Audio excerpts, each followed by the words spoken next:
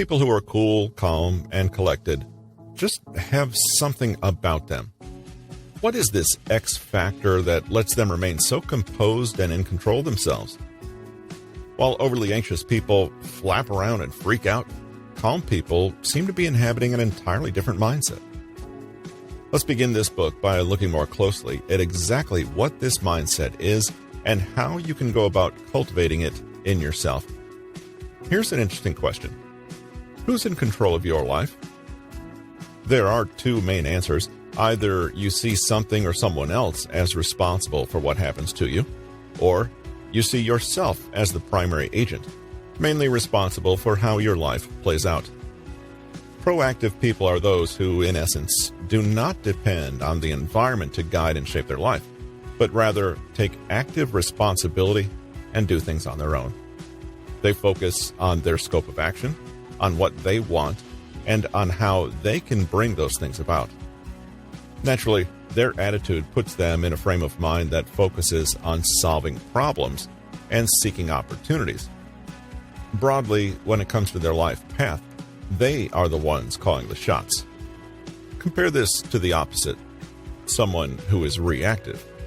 As the name suggests, this is a person who acts only as a response to other people's actions or according to the environment, and less from their own innate agency and desire. This is a more passive, more conditional, and more dependent position. It's more about what you should do or are being made to do than what you genuinely want to do. Blame, indecisiveness, victimhood, people-pleasing powerlessness, and lack of responsibility all belong to this mindset, as well as the belief that other people can make you feel certain emotions or force you to do something. Now, I know what you're thinking. Surely it's impossible to be truly proactive. After all, none of us is 100% in control of our lives. This is true. Being proactive, however, doesn't necessarily mean you always get your way.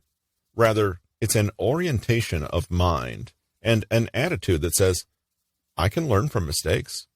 I can use my potential. I can try something new.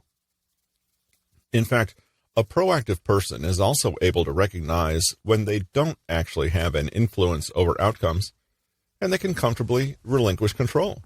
So it's not that being proactive means you're entitled and enabled to make the world exactly as you like it. Rather, that you have conscious awareness of your own scope of action, you have an internal locus of control, and you are willing to actively engage with obstacles and mistakes, rather than passively assuming you have no control or responsibility.